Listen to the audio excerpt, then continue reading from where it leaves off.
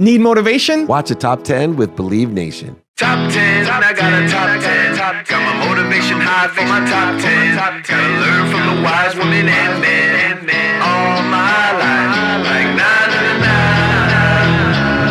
For my top 10, top 10, na na na na. This one's for my top 10. Hey, it's Evan Carmichael, and I make these videos because you are probably the most ambitious person in your circle, but you know you're capable of more, and you get that push by surrounding yourself with the best. So today, let's learn from one of the best, David Meltzer, and my take on his top 50 rules for success. Enjoy. You can think and say and do certain things and believe certain things, but if you carry an energy that's different, it doesn't matter what you're trying to manifest. And let me give you an example. There's a lot of people that date the same person again and again and again, or they have the same business problem again and again and again. Yeah. Same obstacles. Yeah. No matter what they do, you seem to, why is this always happening to me? It's because you carry an energy. I agree with that. What I analyzed, and I went to India and kind of learned this stuff about myself, is number one, my siblings were all hyper intelligent students. They all went to the Ivy Leagues. So I kind of had a chip on my shoulder that I didn't go to Harvard, Penn, or Columbia. My siblings were much more academic. So I had that going. Then when I was little, I was hyper, and they were good students. My grandma, who my mom was a teacher, would take us after school, was this wise old kind of Yoda type of character. And she would always say to me, I go, Grandma, I'm bored. Right? Bored. I don't want to study. She goes, only stupid people get bored. Smart people think things to do.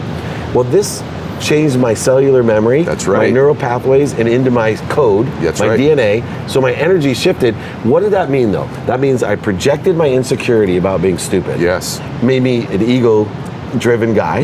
Who then surrounded himself with the wrong people.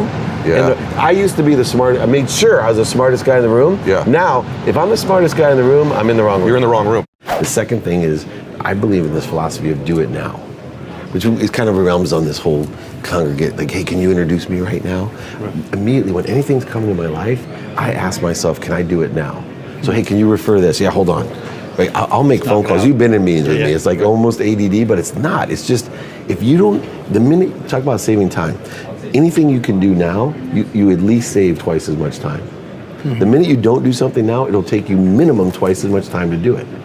Plus you gotta remember it, plus you could become statistically unsuccessful, exponentially unsuccessful the longer you wait on it. So I actually have now on my do it now strategy, not only do things now, but I have a folder which is called do it now. So it's things that I would do now if I was capable of, something that's that important. So I immediately, after I'm doing it now and doing this, I'll go to my do it now folder so I won't forget. And knock it out. And those are the important things. So I have this system of doing it now, which only saves me time and makes me more statistically successful. Your story to me really is one of being able to rebuild. And so few people, A, can do it, and B, the ones that can and have don't want to talk about it. And so how do you think about failure? How have you conceptualized in your mind? Why are you so able to talk so openly about it? You know, I did an interview with Ryan Leaf, and we were talking about big failures. And his failure was even more public than mine. But the number one shameful thing of losing everything, and the most courageous thing, was to face our mothers. That's interesting. You know, you talk about the public, and I'd said today, I had sheriffs lined up at my Rancho Santa Fe home and moving trucks to take everything out. 33 homes alone in San Diego gone, a golf course, a ski mountain. So beyond my community and associates and all of this, and I was already working for Lee. This is from past transgressions. I was already on my path and journey of fulfillment. But the hardest thing was to walk through my mom's house and I get choked up. I had to tell her that not only did I fail myself, but I failed her. It was really tough. So that failure, to me, was the toughest part, and so for me, all the other things were just learning experiences. But I had to get over the shame of that, here, they took my mom's house. My dream of getting rich was only to buy my mom a house and a car. That's, I grew up with nothing, 6 kids, single mom. So for me, to make it back, I was already on that journey, and I felt as if I could stay in a place of giving and faith, and I mean faith in myself and faith in the universe, faith in others, of service, that everything would come back to me, and it did. You went to Tulane Law School. Yes, sir. and you graduate there, and within 9 months, tell them what happens to you, because I want you all to hear the ups and downs of real life business and real life from one of the most successful people in the country. So what happens out of law school? So out of law school, I have two choices for jobs, and it's a recession. Right. One was to be a real lawyer, oil and gas litigator, big money. All I wanted to do is be rich, is why I went to law school.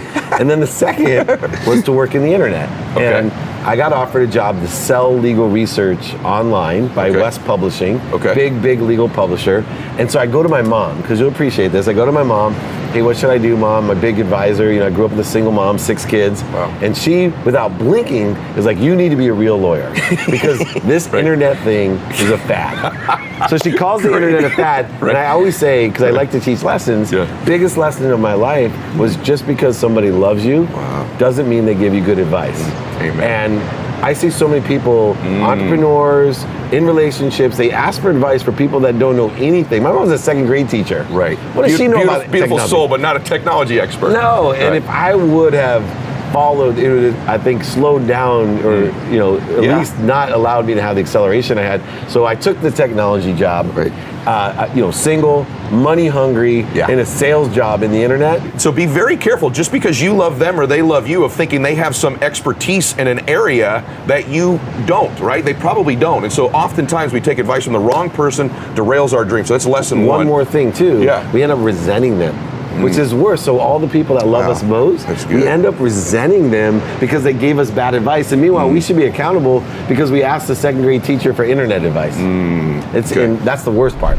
Hey, this is Dave Meltzer, and I'm going to read my favorite paragraph of my friend Evan Carmichael's book, Built to Serve. Here's the secret. Dream big, act small. It is important to dream big. Your big dreams will motivate you. It'll inspire you to keep going when things get tough. It'll be a rallying call for your partners, suppliers, customers, and future employees. Keep a hold of your huge dream and then act small. Find the smallest possible way to get started, to take the first step, to get some momentum going. Dream big, but act small. I tell people today, if you want to change your life, it's as easy as 2 simple words. Thank you. In fact, the best habit that you can have, I've done research for the last 10 years in quantum physics, metaphysics, physics, and I will tell you the best effective habit that you can have is to say thank you before you go to bed and when you wake up. If you can say or think thank you before you go to bed and say it and think it when you wake up for 30 straight days, I guarantee you it'll change your life. Now, how many here think you can do that for 30 straight days? Invariably, everybody raises their hand. The saddest part is by tonight, half of you will not say or think thank you. By the morning, another half of you will not say or think thank you. And unfortunately, in 3 days, almost all of us will forget to say thank you. I've given you the easiest way, gratitude, to change your life, and yet we're so far in our own way, we can't even say thank you for 30 straight days. You might as well do as many good deeds as you can, open as many doors, smile at as many people, hug as many people as you can, and then when you create your void of giving and service, ask big. Ask in this human vibration, this pragmatic world, ask big, ask for it all, because it will come to you. And that's, I think, something I did subconsciously when I was 25 right out of law school, and it's something I do consciously, subconsciously, and unconsciously now. I asked to empower 75,000 people. I want to change the world to make people happy. And who are you asking that of? The universe. So whatever you believe in, I don't care if it's God, Jesus, Muhammad, Joseph Smith, the 12th man, if you're a Seahawks fan, I don't care, but ask the universe, ask who you think. Put it out there. There's 3 ways. You got what you think, say, and do. That's one way to put it out there. Subconsciously, there are no pathways in your mind. 40,000 of the same thoughts. Put it out there. And then finally, your energy, your DNA, your fingerprint on life, that's what truly puts it out there. And that system of conscious to subconscious to unconscious is what allows you to truly attract rapidly and accurately what you want. We're goal-oriented people. Yes. Right? We played sports, you know, course. it's all about winning. Yep. And so what I used to do is I'd attach, once I graduate high school, I'll be happy. Yep. If I get a scholarship to college, I graduate. All these, and every time it occurred, I still was in the same state of mind. Yes. What I learned to do was detach the happiness, this bliss, Yep. from the outcome. Now, the difference is most people get concerned like, well, how can you be motivated without an outcome? No. I have outcomes and I pray every morning. This is a truly abundant thing. My first prayer every morning is, may God put in front of me 10 people that I can help. That you can help. That's that all. you can help. That I can help. And I've shifted the paradigm of value, understanding outcomes and happiness. So I used to, and maybe you'll understand this, I'm a great salesman. You are. I can oversell, back end sell, and lie to you. I can cheat to you. I've done it when I was in my 20s. I would shade the truth. You know, I sold stuff. Sure. And it didn't make me feel good. And Yeah. what happened was I created a void for me to fill all the time. I'd make you promises and I'd live on this premise, I'm going to exceed everybody's expectations. That's Yeah. my goal, right? Yeah. From the Yes. start. First of all, talk about bullshit. Yes, right. How many times have you actually, in a business deal, Right. exceeded the other party's Right. expectation? Right. Very rarely. Very rarely. Especially if you've set those expectations artificially high. Which I did. Right. The way you exceed it is by not setting them. Right. By not charging or Right, selling it. right. And that's what I started doing. Right. But what was cool was I started with this prayer and then I said, what if I started the day with this energy that God put a whole bag of $100 bills in front of me, and my job all day long was to trade $100 bills for 20. So whatever I did was I was going to provide value. Yep. As a father, as a husband, Yep. as a business partner, as a partner, as a philanthropist. And just, you'll see, I ask everyone either unconditionally, how can I be of service? You do. You said it to me the first time we spoke. How can I Yep. be of service? I mean it. Yeah, I know you do. And I know that that's my biggest blessing. I'm not lazy. I wake up at 4 a.m. Yep. I work really hard for Yep. others. Yep. But I also, when I work hard for others, I have my intention, my focus on what I want. Let's say that you want to be the best fitness trainer in the world. I don't know if that's what you want to do, but let's just say you want to be the trainer. Okay, would you like to be the best trainer in the world and make a load of money, or just be the best trainer? First option. Yeah. So what it doesn't have, the money comes, so it's not about, like, what's not about the money? That's not my end goal, right? I don't attach the money as my goal. I attach to my consistent, persistent pursuit of my potential of being the best trainer. I guarantee you the best trainer in America makes a load of money. The best, but you know, Bill Parcells is one of my favorite coaches. He got into coaching not to make money. John Madden, you know who he is? Yes. John Madden got into coaching not to make money. But putting his name on EA Sports, on Madden, he makes more money than anyone else for his name. But it's not about the money. Why does he do it? Because he helps so many people with that money, right? The universe rewards you. Money's just an energy. There's a consistency that makes people successful. And what happens is we lie to ourselves. And I'll use health because you're an expert at it. But I see this in nutrition and in exercise. People will tell me after 1 month, gosh, why did I get incremental results or no results at all? I said, because you zeroed yourself out. The kids that showed up during spring break to the event that I had, that the ones that were there, and they had a lot of other distractions, they're the ones that don't zero out. They're the ones that get the exponential power of the universe. Meaning, if I do something every day, day one, I get X to the first, day two to the second, third, fourth, fifth. Most people, when it comes to nutrition, they're always day six, they zero themselves out. Then they start over, first, second, and during a month, they may zero themselves out 3 or 4 times. At the end of the month, they didn't get the exponential results.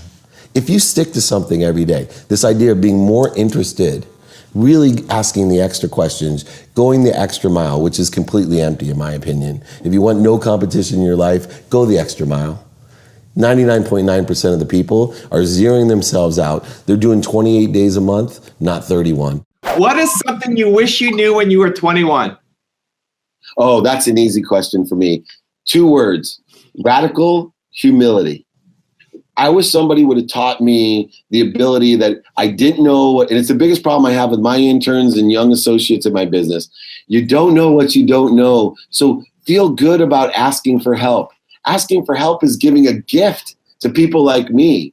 You know, when you ask for help, you become an investment of that person. And then don't forget, like you said earlier, just because you don't have a lot of money or experience doesn't mean you can't help that person. So if someone would have told me, David, be radically humble, ask for help and then provide help to others. And that's my signature teaching tool here is, hey, ask for help and then always follow up with what can I do for you? I went to law school, and upon graduating law school, I was fortunate enough to have 2 job offers. One was to be a district attorney and accelerate my litigation career and make tons of money being a dirty lawyer, no offense. And then 2 was to work in the internet and to sell legal research online. So, of course, I went to my favorite advisor, my mom, and I asked her, what should I do, Mom? What should I do? And she said, quote unquote, Dave, you should be a real lawyer because this internet thing, this internet, it's a fad. Thank goodness for the first time in my life, I didn't listen to my mom. And I learned a valuable lesson, though. I learned the lesson that just because someone loves you doesn't mean that they give you good advice. Just as if great philosophers sometimes support some things that just aren't true. What happened to me was, I believe my entrepreneurship started with wanting to be a professional football player, because I think it takes courage to follow your passion, to have a purpose, and to tie it to profitability, right? I was never really an innovator, right? People get confused between innovation and entrepreneurship. So it wasn't like I invented things. I came up with ideas how to make money, Right. but I wasn't like tinkering in my garage. Right? That's an innovator. An entrepreneur, like Ray Kroc, they could take someone else's great System innovation, and just like make it their own. speedy service system, and make billions of dollars from it. That was me. Whenever I'm doing anything, I have a simple question: can I do it now? Because if I can do something now, number one, I save myself a minimum of half the time. It'll take me twice as much time to do something if I don't do it now. And 2, exponentially, it becomes less successful if you don't do something now. You can forget it. You have to go back. I mean, it just turns into a mess. So about 85 to 88% of the things that I'm approached with, I can do now. Hey, you got a referral. Yeah, hold on. Sometimes it's a little weird and quirky during a meeting, but I do it anyway. Someone asked me, I literally make the introduction, I cut our conversation. Hey, you need to know this guy. And so these little tips of time, and then the other side, so I give time tips because I believe time's a construct. Everybody has 24 hours a day. It's how productive and accessible can you be in 24 hours. My whole thing was first football, and I worked really, really hard. Got a scholarship to college, played football in college. Freshman year, first game, I got ran over by Christian Okoye. Wow. The Nigerian Nightmare. I decided, damn, I better start studying. First game. First game. Very first game. I was a bullet on the kickoff team against Azusa Pacific. Very first game, freshman year, 147 pounds, lightning fast. Yeah. And I flew down there and I hit that guy on his thighs as hard as I could, airborne straight back, and he literally stepped on me. Wow. And it was a different ball game. I said, wow. I thought I was really good. Best on my team in high school, even though I was small. And sure enough, those dreams died. And the next entrepreneurial thing was, okay, how can I be rich? Well, back then, doctors were rich. And so I thought I'd be a physician. I go over visit my brother. He was at the hospital, and he was doing his residency, brilliant brother of mine. And I said, man, I hate hospitals. Yeah, just the energy is just the energy. I'm an empathetic. Right. What that means is I feel things. That's why I cry a lot. Gary Vee is a friend of mine and a mentor, and I joke around. Gary, you swear to get people motivated and connect to you emotionally. Me, I cry. Right. I'm a 50-year-old crybaby, and I'll probably cry 3 times in this interview. Let's do it. I've already got choked up, but I went there. I told my brother I hated hospitals. He gave me the best piece of advice, and people see this on the internet. You probably heard it, right? He looked at me. He goes, "Be more interested than interesting." Right? Like I was 18 years old. I had no idea what it's like to be a doctor, and that really sticks because as an entrepreneur, so many people think they have a dream. Right. And they haven't been more interested than interesting. I can't tell you, when I ran Lee Steinberg, we'll get there, but CEO of the most notable sports agency in the world. Right? Jerry Maguire, Any Given Sunday, For the Love of the Game, Arliss, so many kids, 18 years old. Oh, Mr. Meltzer, I want to be just like you. I want to be a sports agent. And I think to myself, it's like idiot over here at 18 saying I want to be a doctor, but I hate hospitals. Right, yeah. Right? They may hate everything it takes to be a sports agent, but they're not more interested than interested. One of the things that I've learned to do is to connect emotionally. So when I speak from my heart, with honesty and humility. I tell stories that some people may be embarrassed to tell themselves of how I've lost everything in my life, the mistakes that I've made. I found that children connect emotionally. And in fact, in sales I train, people buy on emotion for logical reasons. What I started doing is I realized that there's only two things my mom really wanted from me. One was to know that I loved her, and two, appreciated her. That's my mother. And I got that by asking her questions. And so what I decided to do to change our relationship was to make sure every day. So I have this philosophy of doing stuff every day, give it a minimum amount of minutes. So I gave my mom a minimum of 1 minute a day to make sure that she loves and appreciates me. And meaning I would call, text, or email her and simply sometimes say, hey Mom, I was just thinking about you. I got back from China today and I just wanted you to know that I totally love you and appreciate you. I lived this extraordinary life and I'm so grateful. You know, I'm one of 6 and all the things. Then I work through it and say to myself, why do I still feel this way? Why do I feel inferior to my siblings just because they all went to the Ivy Leagues and none of them got a B? Why? I'm 50 years old. I have my own beautiful family. Why do I have this energy about me that I literally know? It's not easy for people to say the truth, that I know. And here's the best thing about it. My brothers are they're super accelerated, like humans. They're amazing, right? Harvard, summa cum laude, amazing. And what's funny is, my brother that went to Harvard, he was extremely enlightened. He's a rabbi now. You know, I said to him, hey man, I'm working on feeling good around you. And he was like pale. He goes, that's funny because I was thinking the same thing about you. You know, like that in fear. And I go, and I hope you take it as a compliment because I just think the world of you and I want you to think the world of me. Those type of effective communications can open up and allow you to work through why you feel certain ways because it transcends. If you feel that way with your siblings or your parents, it's worse for people you just met. You're trying to prove yourself. One of the energies I carry that ruined me was I had an energy that I was stupid. And I projected it that I was smarter than everyone else because I carried a core energy because of my siblings and the way I was raised and my grandma telling me only stupid people get bored, smart people think of things to do, that I literally projected this insecurity that caused me to oversell, back-end sell, lie, manipulate, and not feel good about myself. No matter how much I had, I still needed more. And it was for myself to prove that I was smart enough. What you need to do is focus on the skills. You know, just like athletics, you practice what you do. So if you want to be a great soccer player or footballer, you practice shooting and passing and dribbling.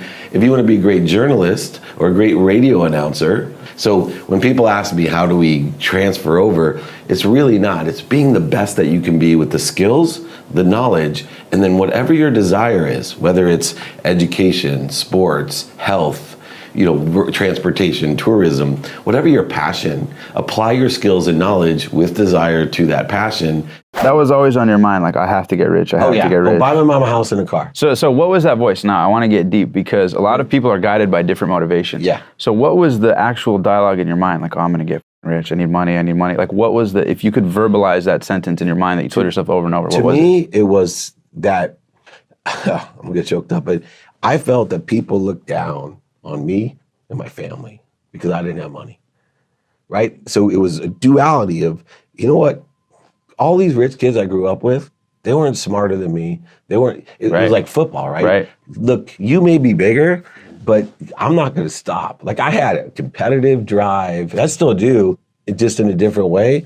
But I remember, you know, the kids having, you know, cars and people liking them, and I couldn't, you know what I mean? And I was seeing them win and going, man, one day. Yeah, exactly. Like, and they'd almost like look down on me, and maybe I was projecting my insecurity, right? But they would look down on my mom. You know, even in my family, like I have some really successful uncles, one arrogant one who, you know, went to University of Chicago Law School, wealthy lawyer. Right. And it was like, he used to look down on my family, right? And like somehow he was superior. And to me, it was such a motivating factor. Dude, if it's about making money, trust me, I'm gonna make money and I'm gonna buy my mom a bigger house than you'll ever own. I'm gonna buy mom a nicer car. That was me. What I find is the people that can take accountability often have to really overcome something like that thing they really don't want to talk about, and they still have to take accountability for that. How'd you face that? It was taking accountability for going bankrupt. Because to me, everything in my life was about being rich. It was about having that money. My whole identity was that success. And so to let go of that identity and to be radically humble and confident and faithful and just say, I am accountable. I mean, it was a bad time that I went bankrupt. It was 2007, 2008. Everybody was losing money. People were blaming me, and there's lawsuits, and my ego was in the way. And the minute I said, hey, you know what? I could have done this. I attracted this. Yes, my wonderful wife is correct. I surrounded myself with the wrong people and the wrong ideas. I'm accountable 100%, and I'm going to tell everybody about it. I'm not going to hide. You know what? Take the energy. There's a great author, David Corbin. He wrote a book called Illuminate, and I read that book. And he became a friend of mine because I had to search him out after I read it. And he used an example about illumination. He said, I was doing business, and there was a guy that was convicted of a white-collar crime, felony. And first thing of every business call that he said, look, before we get started, I want to let you know I was convicted in 2001 of a white-collar crime for doing this. I served 6 months in jail. I'm completely accountable for it, but I learned what I learned. And I just want to tell you up front, before we do any business, that this is me. And if you're not comfortable doing business with a felon, I get it. And 90-some% of the people trusted that person more than somebody else. And then two, 100% of the people, especially because of technology and access to information today, eventually you're going to find out, right? And you lose 100% of the people when they find out after. And for me, that was a friend of mine said, I love this statement, David, I would rather people hate me for who I am than love me for who I'm not. I'm the exact opposite of you. I love that when he told me that. And that was part, I wanted everyone to love me, and you can't. Today more than ever, it's so important to be authentic. But to be authentic, it takes one thing, and that's to find your own frequency. And finding your frequency can be very confusing. I didn't realize it until later on in life when I was flying to India, and I ran into actually a medical doctor, Dr. Sangeeta Sahi, and she looked over at me and was puzzled and said, are you okay? At the time I was running a notable sports agency, and in my arrogant mind I thought, of course I'm okay. Do you know who I am? And she looked at me and said, you're so full of light, but you're blocking it. I then proceeded to roll my eyes into the back of my head going, this will be the longest flight to India. She looked at me and said, do you meditate? Now I knew it would be a long flight, and I arrogantly told her that I had no time to meditate, that I was in control of my own life, that I had grown up with a single mom and 6 kids, and I had made every single thing myself and made it happen all by myself. And I thought that people that meditated were high on their mom's couch, unemployed and sick. So I asked her, I told her I'm sorry. No, I don't meditate, but why? She said, well, it's too bad because I could teach you to meditate and vibrate faster. Now I was more puzzled than ever, and I asked her, what does meditation have to do about vibration? And she said, well, everything vibrates. The earth vibrates the slowest, then plants, animals, human, then sound, and then light, and then thought. And she asked me an important question at that time. She said, do you know what vibrates the fastest? Of course I didn't know, so I looked at her even more puzzled as usual, and I said, I don't know. And she said, the truth. The truth vibrates the fastest. And you can only be aware of that which vibrates equal to or less than you. And I can teach you to meditate to raise your vibration, the vibration of your conscious, your subconscious, and even your unconscious soul, so you can be aware of more things. That is your frequency. Your frequency is your vibration. And that vibration is so important because it carries your potential, your truth, and we all should be consistent every day and persistent without quit in the pursuit of our potential or our truth. Never more important than in branding today, Because this frequency is like a radio, right? We have a strength of the signal that can reach now 4 billion people online. We have a spectrum that a frequency carries. So how many channels, how many people can I connect with? And then of course we have to have clarity of our frequency so people actually can understand what we're talking about. And it's extremely powerful to carry a frequency today, because if you're authentic or truthful with your frequency, out of those 4 billion people, never before could we so easily reach 500,000, 1 million, or 2 million people. Now, why is that important? Because if I was living in Zionsville, Indiana, with a courthouse in the middle and a bunch of shops around, and about 400,000 people in total that live in that county in Indiana, and I owned a shop or the dentist or the doctor or the lawyer, my frequency at that time and still today in a traditional sense could only reach those 400,000 people. And even though I could only reach those 400,000 people, I still could be an extremely successful doctor, lawyer, or store or diner simply by putting out a frequency to that small group. But now today, I can put out a frequency to over 4 billion people and growing every day. And if that frequency resonates with 1 million or 2 million, that means that 3.9 some billion people may not know I exist or even don't even like my frequency. But yet I can be more successful than ever and reach more people than ever that are aware or like the same frequency. Now, the frequency is so important because it really carries 3 things. 1, content, right? Great ideas are what drive this world. In fact, I'm an entrepreneur because I think entrepreneurs will save the world. Worldwide entrepreneurs will figure out the solutions that are existing all around us. Great ideas last forever. If you don't believe me, go on YouTube and look at what has 470 million views, Mickey Mouse. Right? Mickey Mouse started as a whistling mouse, black and white, on TV, right? On movies, flipping cards, and yet today, on a completely different way to access that medium, access that content, on any medium, Mickey Mouse will still thrive because it has a high vibration, it has a frequency, it holds a truth that no matter what we watch it on, people like it. They are attracted to that frequency. Now, it's really interesting today with those frequencies because we look at social media as the only aspect of carrying that frequency. I actually take a different approach. I believe, as Shakespeare did, and as you like it, that everything is a stage. And it's so important if you are branding yourself or branding a brand or an athlete, a celebrity, or an entertainer, that you understand the world now truly is your stage. This live audience here of a few hundred people is terrific. But if I capture it correctly with the cameras around me, I amplify it in the correct manner and perpetuate it, quite possibly up to 4 billion people will view that content, and I can monetize it. The idea of the stage theory is that anything we do can be captured, amplified, and perpetuated, just as we have so many different things. Social media is just an extension of a brand. It's not the actual content, it's actually not the actual access, and it's definitely not the medium. It is the most important thing that we do is the content, not the amplification or the perpetuation of that content. And we're getting confused.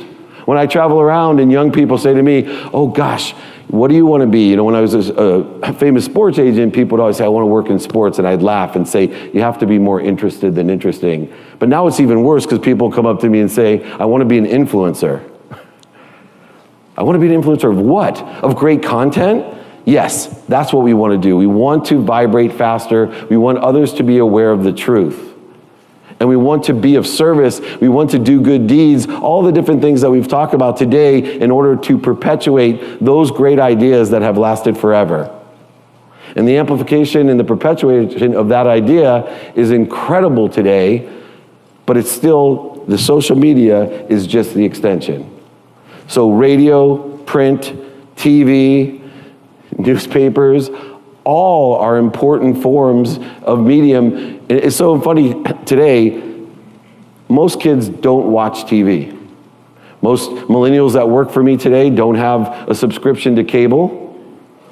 But yet, if you have a show on TV and you capture it and amplify it in digital media, you have credibility. You have an emotional attachment. Somehow you surpass the reasons why they should be watching you, the impact you can have on them, and an extreme capability of vibrating faster and finding your own frequency. It's also important to find your own frequency because of all the noise. If you know your frequency, the noise doesn't matter. The biggest tragedy I see is everybody wants to have a frequency but please everyone. That's impossible. My dad was super quick, right? I have this ability to coalesce and understand things in a very quick way. He also was extremely generous. Like money was not his God, right? Money was beneath his feet. And that's where my transformation occurred. I had to learn that. But my dad, retired when he was 31. He was millionaire, bankrupt. He could make money like this. He had great charisma, great speaking ability. And so I took on a lot of his energy, and that's why I went bankrupt. Right. Because I was like my father. Really? It was like a self-fulfilling prophecy. And he saw it. For my 30th birthday, my father, when I was 10 years old, that's where I started hating him, my dad forgot my birthday. So he had this beautiful, hot my stepmom. Yeah. She was closer to my age than his age, yeah. Yeah, and I loved her. And so anyway, he kind of completely started ignoring us, right? Wow. So he forgot my birthday, super hurt, right? Of course, Like it was beyond. So when I did talk to him, I said, how could you? And so he projected his insecurity and he said, well, I don't believe in birthdays. That was his way of handling, right? Yeah. You're 10 now, I don't believe in birthdays. So not only did he forget my birthday when he was 10, he then had to live up to his word. And he didn't give me a birthday card to remember any of my birthdays till I was 30. This is when I started, right, becoming friends. On my 30th birthday, my dad gave me a beautiful blazer, not as nice as that, but a beautiful one. Fit me just perfectly. So I knew not only did he buy it for me, but he must have asked one of my brothers or someone for my size. Yeah, so he cared that extra little bit. Oh yeah, he meant to give me a gift that meant something. Here I'm like, maybe he's gonna say sorry. That's in my mind, right? So I get this gift and I put on the jacket and I thought, maybe it's off the shelf, it's not gonna fit. Like I know my dad. Right. Man, it fit perfectly, right? 42 short. And of course that meant a whole lot to you. It meant a lot. So then I open it up, open your jacket for a sec, right? All these pockets torn out. Just ripped out. He ripped them out. Not even with the scissors. He literally ripped them out. So then I call him, I'm like heartbroken. I'm like, he's trying to mess with me. Yeah. Because I was starting to feel like we were friends. I'm thinking, he's like made a point of something. So I'm like, Dad, I got the jacket, I appreciate it, but I can't use it. He's like, what are you talking about? I go, all the pockets are ripped out. He goes, yeah, I ripped them out. And in my head, I'm like, you, excuse my language, you dick. Like, honestly, you finally give me something really nice. Yeah. And he goes, because I'm worried about you. I go, what do you mean? He goes, you're just like me, I'm worried. He goes, you're just driven by money, man. He goes, I was a multimillionaire at the time. He goes, I retired at 31. He goes, I know you could retire right now. He goes, and I see everything like me in you, so I gave you that jacket. I was like, was this your old jacket? How old were you at this time? You said 30, right? 30th birthday. Big birthday. And he said, no. He said, I go, I can't wear this jacket. I wanted to wear it to think of you. He said, I know. He goes, I never want you to wear the jacket. I was like, then why'd you give me the birthday present, Dad? He goes, because I want you to hang it in your closet and look at it every day and remind yourself, can't take anything with you, right? Can't take anything with you. So that was the energy. Sure enough, 2 years later, retired at 32, an asshole. Yeah. Just like my dad. Chasing money. Yeah. Wrong people, wrong ideas. My wife warned me 2 years later. As I retired from the time my wife warned me, I ended up losing everything. Meditation for me is 20 minutes every morning. First thing that I do. And what it does is it finds my center. That's all for me. It's almost like baseline testing for a concussion. Because what I've learned is that life is like the big tall hill in San Francisco with a car on top. That's your center when the car is up there. You can hold it, a truck you can hold with your finger when it's sitting on top of a hill. The minute this thing starts rolling downhill, you got to put it back up. The longer it goes downhill, the harder it is to get back up. Right. What I used to do during the day is I'd let that truck keep flying down the hill and trying to react instead of act by going back to center.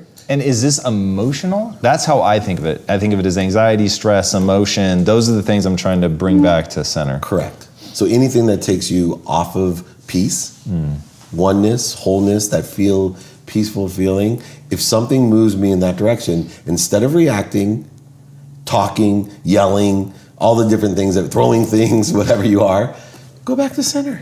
One truth I wanted to understand really well was accountability. Because I never understood when my mom was explaining accountability to me, and I thought about sitting at a stop sign and some kid texting behind me and slamming into the back of me, and my mom would say, "Oh, but you're accountable." And as a lawyer, I'm thinking, BS, they're liable. Well, that was the problem, right?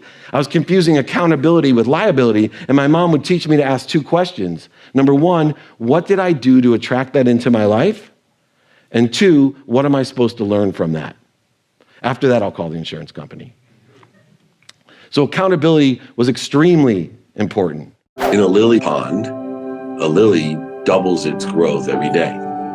And so if I was going to tell you this pond right here has one lily in it, and it will take 30 days for the lilies to cover the entire pond, what day would the lilies cover half the pond? Now, most people, the first thought that you have is 15 days. No, that's the problem. That's why you have questions like, I can't find my niche, I don't know my purpose, I don't know my why. It's because in 30 days, on day 29, is when the lily pond is halfway covered. The next day, it'll be fully covered. The scary thing is on day 28, 2 days, it's only a quarter covered. Only a quarter covered 2 days before. So you're working day 1 through 28, not seeing hardly any increase, any revelation of niche or experience or spectrum. You've got to have faith. You've got to have faith in what you're doing by enjoying, find the light, the love, and the lessons in what you're doing, and be able to do it every single day so you get the doubling effect of the lilies, so that, yes, you get to day number 28 and day number 29, and especially day number 30. And guess what's so fun about that? In day 31, you need 2 ponds, and in day 32, you need 4 ponds. My dream is to empower over 1 billion people to be happy. That's a pretty big dream. People laughed at me.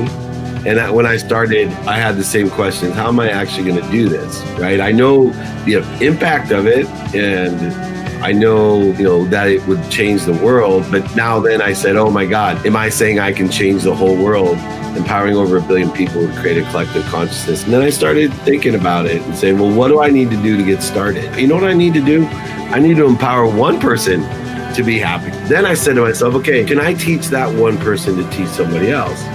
Right? Because now I get that faith going, the faith of what I want. Then I say to myself, can I do it one more time? Can I teach one person to teach one person to teach one? Empowering one person to empower one person to empower one person took me years. But once I got there, now I connected the dots backwards and said, I just got to do that 1,000 more times. I freed myself into moments of doubt, not minutes, not days, not weeks, not months, not years. I only have moments of doubts now, but you got to enjoy the consistent, persistent pursuit. Figure out the math of what you want, and let's go inch by inch. Let's scale it out with the calculator of faith, exponentially grow into the expansive being that you are. Everybody out there, you can't out-ask it, out-dream it, out-believe it, out-abundance it. Don't doubt it. You can't do it. So stick to the math and do the best that you can to get where you want to be. Why are you such a good negotiator? What is it that you do? Is there a process like that? Like, what Absolutely. is it? I think it's part of being more interested than interesting. So what I do is I explore the reasons that you want what you want. I want to explore the impact that it has and the capabilities that you currently have, that you want to have, and that you actually need. And then I align those with the reasons that I want to do the deal, the impact that it has for me, and the capabilities that I have, want, or need. And when I figure that all out in negotiation, I actually can make a bigger whole than other people. I'm dealing, hey, I could give you this, you could give me that, and we both really win. I graduate law school and I have 2 jobs. How old are you? I'm 24, turning 25. Okay. I have 2 job offers at 24. Recession. So most of my class were Perfect begging timing. for a job. I had 1 job offer to be a oil and gas litigator, right? And it was with a big oil company. What was the salary? Do you remember?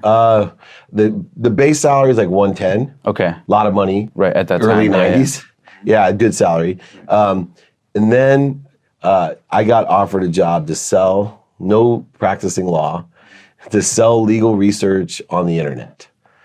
Now, the internet wasn't what the internet was in the early 90s. It was phone lines and nobody knew what it was. Right. So I go to my mom, who's my trusted advisor, and I said, Mom, what should I do? Oil and gas litigator or sell legal research online? Now, the legal research online job paid like $40,000 salary. Base, and then base. commission. Commissions, I was fired unless I made 100. They made it very clear. Gotcha. You have to hit, your mark is 100 minimum, plus $80,000 expense account, because Gotcha. it was a lot of travel. So they gave you $2,500 for rent. They gave me $1,200 for a cell phone, and it was a bag phone. Right, yeah. So that was tax-free money. So I'm a money guy. I'm thinking How can I $80,000 save tax-free is money? $160, Yeah. right? $160 alone, plus a base of 100 puts me at $260. And I can sell ice to Eskimos. Right. So I go to my mom and ask her, without blinking, she said, you got to be a real lawyer, take the oil and gas job, right? And for the first time in my life, I realized just because somebody loves you doesn't mean they give you good advice. That's powerful right there. It was so many times, because what happens if I would have taken my mom's advice, she only wants the best for me. Right, the safest, the safe, smoothest. whatever is her value. But what does my mom know? You know what my mom said about the internet? Why I shouldn't take the internet job? Because I was leaning that way. Right. She said the internet, Dave, is a fad. Yeah. I know we laugh now. Yeah, but literally, there was no that's like someone reference. telling you Yeah, that esports is a fad. 2 years ago, I had owners of professional NFL, NBA, MLB, and NHL teams tell me esports is a fad. 2 years ago. Yeah. So I'm not embarrassed to tell you my second grade teacher mom thought the internet was going to be a fad. Right, yeah. So I, completely went against my mom, and I took the job with one promise to her, that I would take the bar, because she was convinced that I was going to fail within a year. Pass the bar exam. I passed the bar exam. By the time I passed the bar, take the job, I'd fail, and it wouldn't have slowed me down any, and there'd be another oil and gas job. An effective communication is the ability to connect to everything that's relative to me. All that's relative to me. The people, the places, the things, all the associates, all the relationships, even the universe. And if I can connect to all of those things, I can be inspired or in spirit, and I can vibrate closer to the truth and be aware of so much more. But I had a problem connecting because I had these 3 levels that I had to connect on. One is that body level of conscious thought. I have this little guy in my head that is negative, but I learned to cancel those negative thoughts. So all conscious thoughts to me, if they are negative, they attract more negative thoughts to me. I just say cancel. And then what happens is once in a while, I attract that same negative thought back. I'm having trouble sleeping. I wake up early anxious. I know no one else is like that. And I can't understand why. But then I realize it's because I have a belief in my mind that negative belief is attracting the negative thought back. So I had to come up with a mechanism called clear. So when it happens, I just clear my mind. Clear. The thing that seems like your superpower from the outside is that you go into everything with an open mind, not knowing what the answer might be, and looking for ways that are completely outside the realm of even what I would think to ask for, and is part of what is anybody's power in a negotiation, being able to make the ask. Yeah, so there's 3 things. One, people buy on emotion for logical reasons. So you have to address the emotions. And so that's that open nature that you feel and see from knowing me now. The other 2 is not only an ask, it's an attract. So I believe there's 4 mediums that you can ask and attract on. The first, in person. So being more interested than interesting, we were gonna meet in person today. I know that I strategically, for the benefit of both of us, have asks and attracts. Right? One of those simple asks was, I really wanted you to sign something to put into my studio. right? Because everyone I do, that's just a simple one, but I'm thinking about that. So in person, ask and attract. Then on the phone, every phone call I receive, not push out, right? I'm on the defensive in my life. I'm attracting, right? I'm allowing things. So I know that I'm gonna receive phone calls today. I'm gonna have asks and attracts. And I know that because unconditionally I ask people, is there anything I can do for you? How can I be of service? And they'll either tell me or not. And invariably, they're almost forced to by the laws of nature to ask me what I want. I have an ask and attract. If I feel guilty, I go back to center. If I feel anxious, I go back to center. Two things I do, time and ego. I keep my eye and awareness on time and ego. Whenever I'm worried about time, like things aren't happening on a certain time frame, or just go back to center. Whenever I do something out of ego, anxiety, fear, need to be right, need to be offended, need to be superior, inferior, separate, whatever it is, I just go back to center. First, forgive myself, because if I forgive myself, I can give forgiveness to others, and then I get better. I just try to get better. I saw The Secret a year ago. I was not someone who believed in I didn't understand the ability to manifest. I had never heard conceptually about that. So for me, I was just exposed to this a year ago, and I thought there's nothing I can lose here by writing down what I'd like to manifest and then taking it to the next level and then trace it and then speak it into existence. And learning about, opening your mind to learn about all these things has a domino effect. Wouldn't you agree that you start finding yourself having contact with other people who are masters in this or experts in this? Well, that's because there's a mathematical formula to this that I try to break things down to a really simplistic level. So what we pay attention to, and then we give it intention, creates the coincidences in our lives. And coinciding is a mathematical term to me. It's not an accident. It's two things that are perfectly coming together at a perfect time, the right way at a perfect time. So I'm very cognizant of what I pay attention to and the intention I give it so that I get the coincidences that I want in my life. And it really works as a mathematical equation. And I make it a consistent, persistent practice to pay attention to the right things. Now, here's where it takes another level for me is I thought about faith, like I'm going to put faith in this. And that got really confusing because I aggregated what I think, say, do, and believe. And I even started looking at the unconscious competencies, my genetics of personality traits, characteristics, obsessions, and addictions, and how all these things were my faith. No religious context at all. Then I met a guy who wrote Atomic Habits, James Clear, and he talked about voting. And I started saying, faith is like voting. I'm just going to vote for what I want. And my biggest mistakes in my life, I'm always voting for what other people want for me. And then I'm pissed off when I get it. And I'm resentful when I get it. And I'm just very hard now. I know what I'm voting for, and I know it's going to be elected into my life. And so I keep voting for what I want. And if my mind tells me something that I don't want, I don't vote for it. And I see so many people voting for what they don't want and then really upset or resentful or offended when they get it, or even surprised. And so I think all of these things combine to voting is what I'm paying attention to, the intention's the action, right? So it's not just paying attention and saying, I want this or thinking about it. It's actually get off your butt. Don't sit at home high on your mom's couch sick. Do something about it. Be efficient, effective, productive, and accessible. We were talking earlier, I heard you, Dave doesn't like busy. No, I hate busy. Busy means unaccessible. I'm active. I have activity I get paid for, activity that I don't get paid for. I'm productive and accessible. I provide value, and I'm accessible to what I want and accessible to others. Let me give you one of the coolest things that I've learned. And this is about anything in life. If somebody could tell you, give me your dream and your 25 no's from your dream, 25 failures, losses from your dream, how excited would you be when you got the first no? Way. How about when you get your 25th one? I'd be over the moon. But for me, this is where faith comes in. I believe that I live in the favor of the universe. I believe that everything is mine. There's enough of everything for everyone. I just truly believe it. And I don't know if it's 25, but I know it's the same philosophy. So I take on the energy and perspective of, good news. First failure. I was wrong again. Good news. And then the 25th comes. I'm like, oh gosh, I know I'm closer than I was. This is great. Where like so many people cannot maintain desire and they get to the 25th time and they're this far away. You know the Don't Quit poem. I love that poem because that explains this perfectly. You're done. Man, you're going to get there. I don't know how long. My favorite book, I was blessed to do a book with Jack Canfield, Chicken Soup for the Soul, 500 million. He was rejected 200 times by publishers, said it was a stupid idea. 200. But if I told him, that he would be rejected 200 times before he had the best-selling book of all times and 500 million sold in a whole brand that lasts for legacy of a lifetimes of people.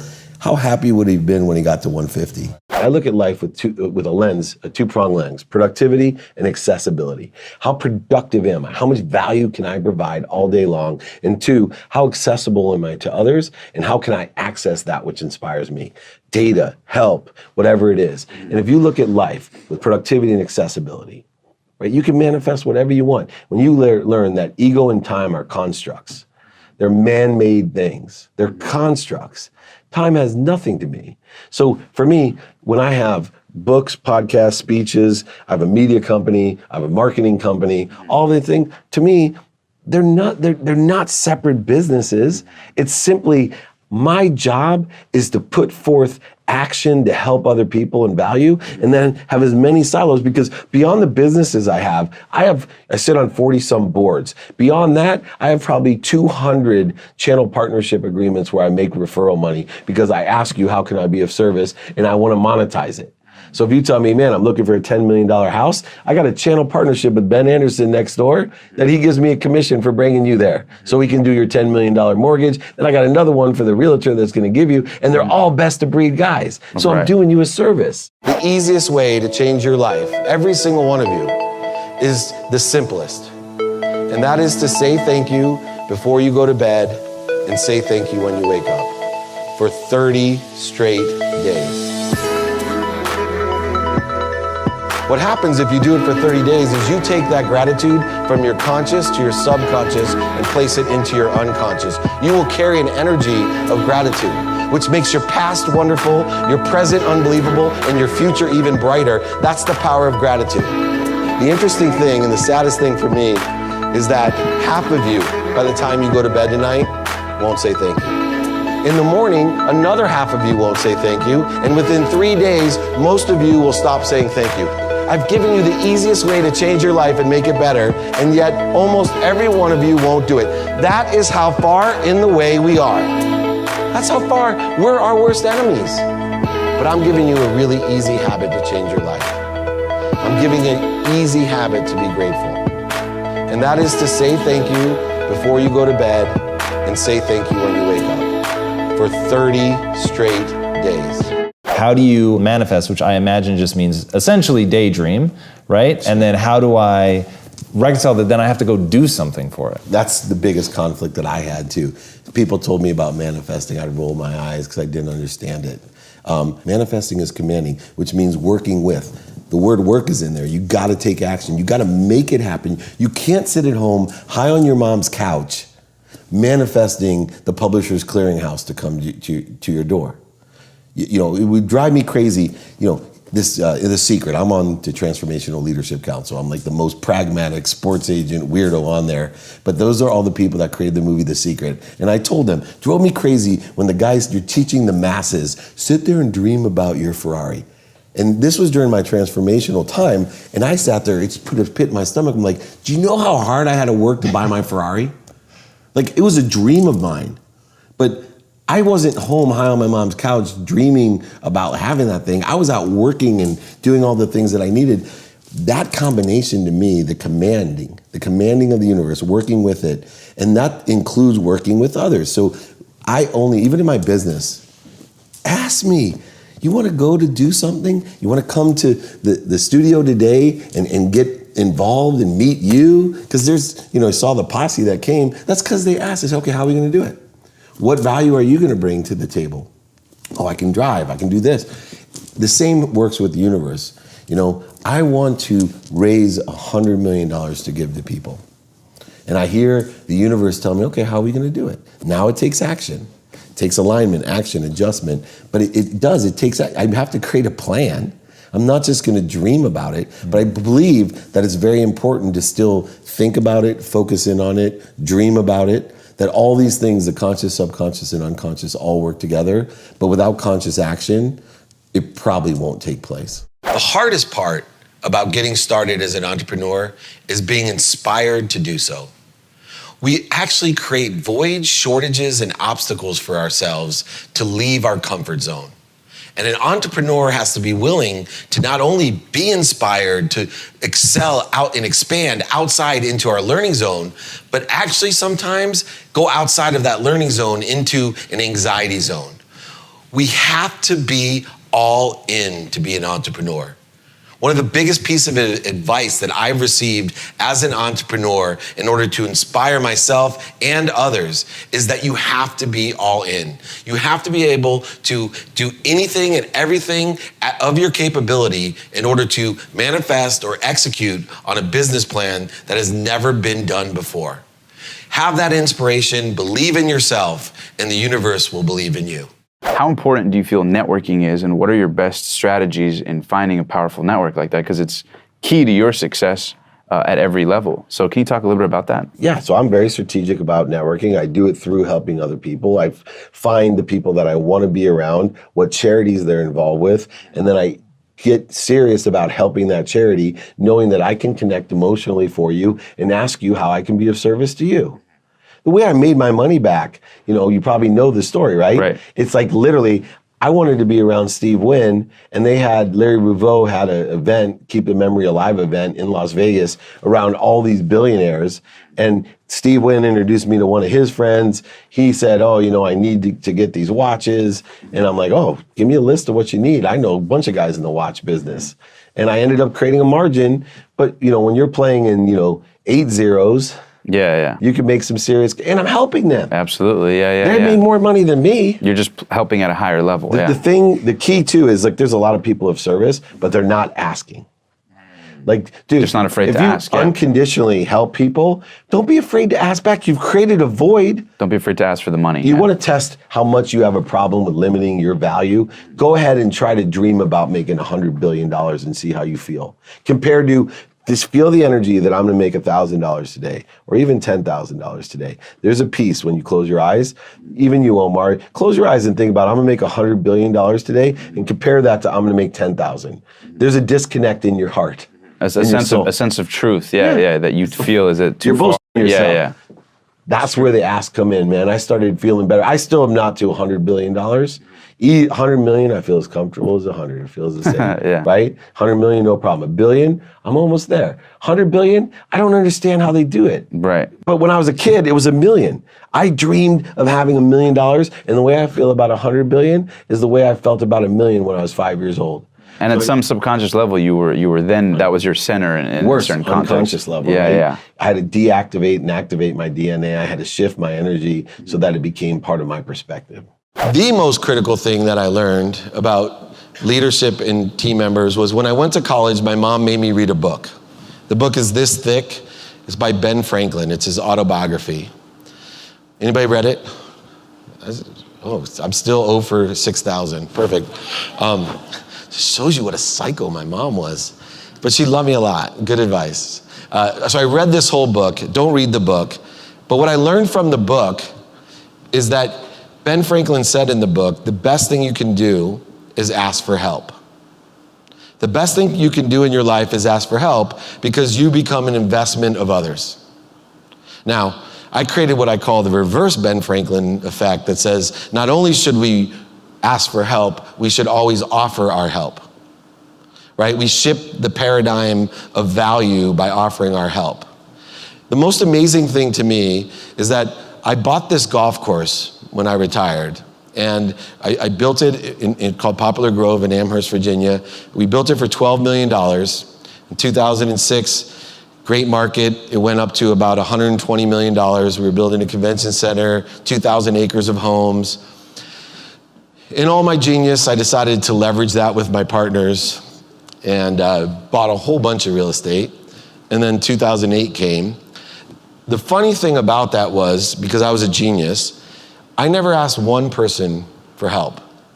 All I had to do was call one person that owned a golf course, even if they didn't know me, and say, hey, I've just lucked out. I have this huge investment. It's gone way up. Should I leverage this at 120% LTV and buy a whole bunch of commercial property and real estate? Sounds so obvious now, doesn't it? Many lawsuits later, all I had to do was ask one person for help. But my ego because of my past successes, which aren't successes or failures to me, they're just successive events, wouldn't allow me to ask for help. I tell young people with what they want that they need to figure out, one, a direct path to that. That's your goal. What's my direct path to revenue? Forget the business side. What if you have an idea for a business specifically, what's my direct path to revenue? And when you stay focused on the direct path to revenue, you only need one more thing, to stay in business every day. And so if you have one objective to stay in business, and then two, a direct path to revenue, and understand that my job is to align with as much as I can, being more interested than interesting, learning these skills, knowledge, and maintaining desire, you're guaranteed success. What's the key to fulfillment to somebody watching this and really thinking about how they want to make their life? What's your best advice on that? You know, for me, it's have 3 priorities about what you want at all times. And then make a minimum amount of time every day, consistently, without quit persistently. 3 things that you want in your life that you're going to enjoy, the pursuit of the potential of those 3 things. So put a minimum amount of time on 3 things at all times. And when it becomes part of your unconscious, think of another one. But always have 3 priorities that you consistently, persistently pursue the pursuit of your potential and enjoy it. Detach from the outcomes, have goals, but make them mile markers, don't make them endings. What's more important to focus on, the mile marker or the big game? So say someone wants to make $1 million. See, the big game is my mile marker because I believe the universe, I'm limiting the universe. Yeah, so the big game, I believe, and then get your big game, have it be a mile marker in your head, but then think about today, right? What do I need to do today to enjoy the consistent, persistent pursuit of my potential? One other thing that happens with important is that we need to prioritize things. Who here thinks that we do urgent things first? Anyone? Sure. How about important things before urgent things? Yeah. We actually should do the most important things first. Urgency is a matter of emotion. Right? We create an urgency. Who here has created their day with the most important thing to do, but they get so busy that by the end of the day, you hit yourself in the head and go, oh my God, I never called that person. Anyone ever done that? All of us. It's a matter of prioritization. It's a habit. It's understanding the bigger picture that we need to do what's important first, right? If there's urgent and important, that's great, but then most important and then urgent. Number 1 rule of entrepreneurship, stay in business. I had these grandiose ideas as an entrepreneur, and if I just would have realized that my only goal of today first is to stay in business, then I'll never fail. Because as long as I'm in business, all these great companies, including Microsoft, didn't start off the way they were.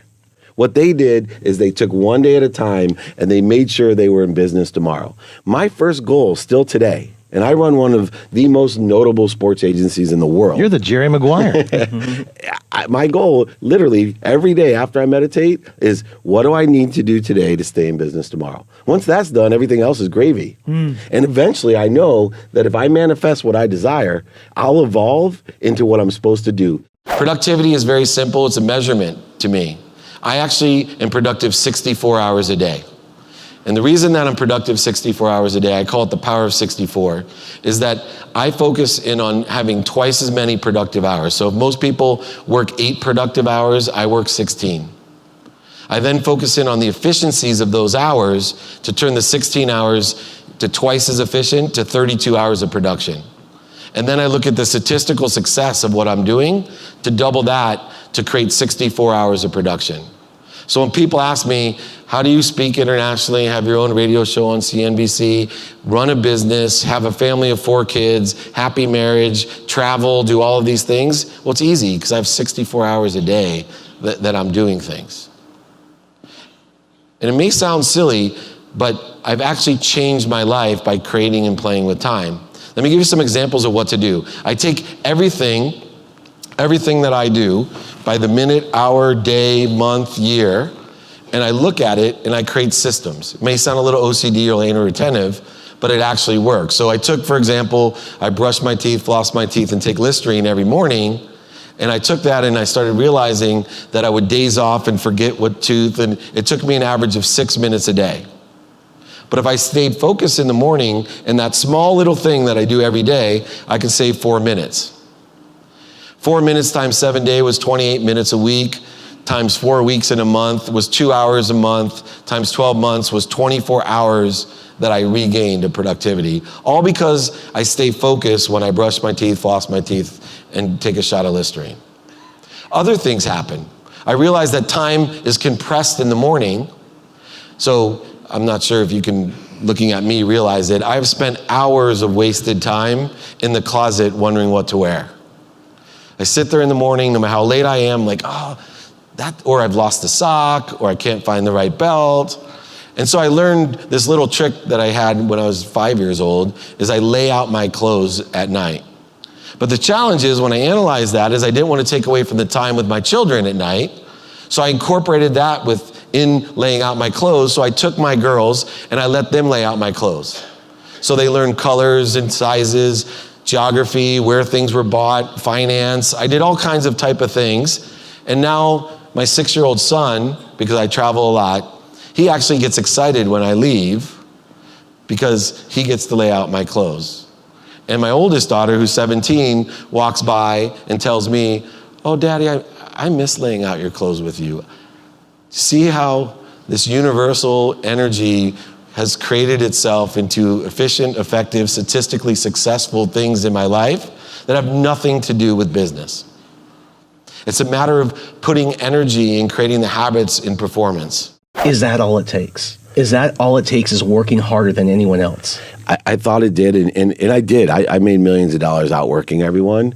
But where the key success, and it took me about 9 months to make everything back. And where I gained the power that really changed my life was, it wasn't just discipline, strategy, and awareness, the action principles that I created. It was actually foundational values, guideposts, and the laws of attraction that allowed me to imagine and utilize my energy in such an efficient manner to manifest what I want. So what it allows me to do is, I think of what I want. It could be anything. I think of it, it's a possibility. I imagine it in a certain way. I become inspired. And inspiration is awesome because it mathematically takes your possibility and makes it a probability. And that's now where the action takes place, is that probability has only one thing in its way: you. So you need to take action to make your probability your reality or your perspective. I believe it's a human nature to give and to make a difference in the world. But like everything else we desire, we get in our own way, and we always don't know how to do it and where to begin. It's very simple to be happy, and I know everyone here wants to be happy. The easiest way to be happy is to give.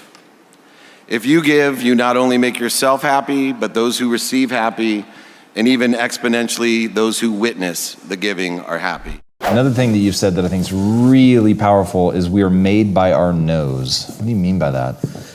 Along with the 25 no opportunity, is that we're also made by the people that we say no to. And sometimes we're asked a lot by family, friends, associates, community. We have to be able to say no. Now, along with my how philosophy, people say, well, how is that not in conflict with how? Well, because I can say no to you, but I challenge myself to be of service. So if I can help you, who can I find to help you? Part of my business model is an extreme channel of understanding how many requests are made of me and what I can and can't do, my capabilities, and being able to have resources to help other people as well. So people ask to borrow money from me all the time, right? The Instagram, you probably have it on yours. Hey, you're of service, man. You're the most, look, more than happy to help you find out. You don't need a loan from me. I'm not a bank, but I can show you 20 different ways that you can get to your objective without me giving you a handout. And the worst thing you can do is try to please everybody and say yes to everybody. You're made by the people you say no to. For somebody out there watching this that might want to build their network, to build their business, what would be David Meltzer's top 3 tips to being an effective networker, an effective human connector, of going from not knowing anybody to building a contact list? It's 4 things. You need to break it down into the 4 realms of networking. You can network in person, you can network on the phone, you can network via email, and you can network via social media. Then when you break it down into a strategic point that every day, everyone out there, you want to be a huge networker, doesn't take long. Every day, stay focused and ask or attract, meaning ask somebody for help or tell somebody something that attracts them to want to help you. Right. Just one person in person, one person on the phone, one person via email, and one person via social media. If every day, consistently, persistently, in the pursuit of your potential, enjoy it, at the end of 1 week, you would have asked and attract 28 people. At the end of 1 month, 112 people. You want to change your position in life? Ask and attract 112 people a month. Trust me, your life will change quickly, especially if you're asking, attracting, and being more interested than interesting and doing the right things to strategically say, I'm going to ask and attract people worth more than $10 million. 28 of them a week, 112 of them a month. Your life will change. Because guess what people like to do? Help other people. It makes them feel good. Right. Just ask and attract. One of the common things when we have our ego in the way is this idea of void, shortages, and obstacles. So success comes in peaks. Well, it did for me for a long time. And one of the greatest things that happen from success is we get immediate fear, right? Cheeky all of a sudden gets on my shoulder. Oh shit, 1, I'm not worthy of everything I have. 2, I can't continue doing this in the way that we do in the succession plan. I'm really not as good as they think I am. There's all these fear, false evidence appearing real in our lives. So the first thing to do in a succession plan that I do is think about plateaus, not peaks. Like literally change the way you look at things and the things you look at change. Because I was always a peak guy. And my life, it was aligned with that, right? Multimillionaire, completely bankrupt. Multimillionaire, plateau, right? Plateau, then peak. Plateau, then peak. So the first thing is mentally change the way you look at your business is not of end of the quarter, end of the year, and right? Detach yourself from the outcome, focus in on the things that got you there, and continue doing those well, and then peak. Last summer, I had the opportunity to watch Dave speak. And one of the people in the audience at the very end asked if there was only one thing that we should do, like as entrepreneurs. You know, we have good days, we have bad days. We don't know which is which until sometime way down the line because we don't know what will make it the experience. But the question was, if there was only one piece of advice that you would give an entrepreneur to turn things around, what is it? And Dave said, thank you. He said, come from a place of gratitude. Can you share what that means? Because it had a profound impact on my life. Yeah, you know, it's very, very interesting that 2 simple words can change everything in your life. Yeah. And so what gratitude does in the 2 words of thank you is it changes your perspective of the past. Mm-hmm. You know, this idea of successive events comes from the idea that, oh, thank goodness that happened to me. Right. But for that happening, I wouldn't be here in the present. Yeah. Now, gratitude takes another step by being thankful of the present. What we do is we start imagining the future in a much more positive way, which by taking the appropriate actions, allows us to manifest that probability right into our reality. So gratitude is the key to success. When I take something, when I oversell you, back-end sell you, or sell you at all and take from you, I've created a void that I have to fill. And I don't work as efficiently or effectively or statistically successful as the universe does. Once you shift the paradigm and trust the universe, you can realize that the best thing I can do is serve. How can I provide value? How can I change the world? Because the minute I give, I've created a void for the universe to fill, not for me. And I know the universe is the most efficient, most effective, and most statistically successful thing in the world. So that when I create a void with the right intentions, thought, and truth, it's gonna come to me at the right way at the perfect time. It's gonna come right back to me rapidly and accurately. When I create the void on the side of truth, instead of scarcity, when I create it on the abundant side of things, it's gonna come to me tenfold. Hours mean nothing. It's what we do with those hours. And we have 2 constants in our life. The first constant in our life is us. We're the only ones, we're the common denominator of everything in our life. The second constant is we all are given 24 hours a day. based off of a clock in Switzerland. Everybody has 24 hours a day. So whether you think you're working, or you're writing, or you're meditating, or you're sleeping, what if I changed and shifted the paradigm of my focus on hours? How could I adjust this productive quotient that I came up with? And so the first question that I ask is, what's the problem? And the problem is, nobody knows what they want.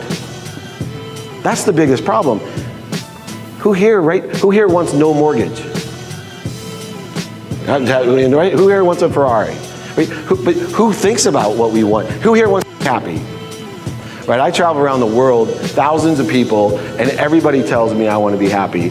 How much time do you ask yourself during the day, what's going to make me happy? Now I've got a special bonus clip that I think you're going to enjoy. But before that, it's time for the question of the day. I want to know, what was your single biggest takeaway from this video and your plan of action for the next week? When you watch a video and you get motivated, the science says you have a 35% chance of following through. That's not enough. But when you write down what time, what place, and how you're going to actually take action on it, you jump to 91% chance of following through. And when you have public accountability and you commit to other people that you're gonna do it, it jumps to 95% that you will follow through. So I want that for you, Believe Nation. I wanna know your single biggest takeaway from this video and your plan of action for the next week. Put it down in the comments below so I can celebrate you. I have a unique perspective of giving back. It all stems from being originally a salesperson, where my main intention was to sell people, to oversell people, to back-end sell people. And when I was a taker, what I realized was I was creating a void on the side of the people I was taking from. And there was only one person that could fulfill that void, and that was me. And I wasn't statistically successful, efficient, or effective in filling that void all the time. But when I learned to give unconditionally, what happened was I created a void on my side. If I gave first and knew that everything would come to me in the right way at the perfect time, I now empowered the universe, which is efficient, effective, and statistically successful, of filling that void. And it always overachieves my expectation. If you want to see the top 50 I did on Gary Vaynerchuk, check out the video right there next to me. I think you'll enjoy it. Continue to believe, and I'll see you there. I see it in my team. There's people that come into I've seen it in the thousands of employees I've had, which is the closer they are to the sun, the harder they work.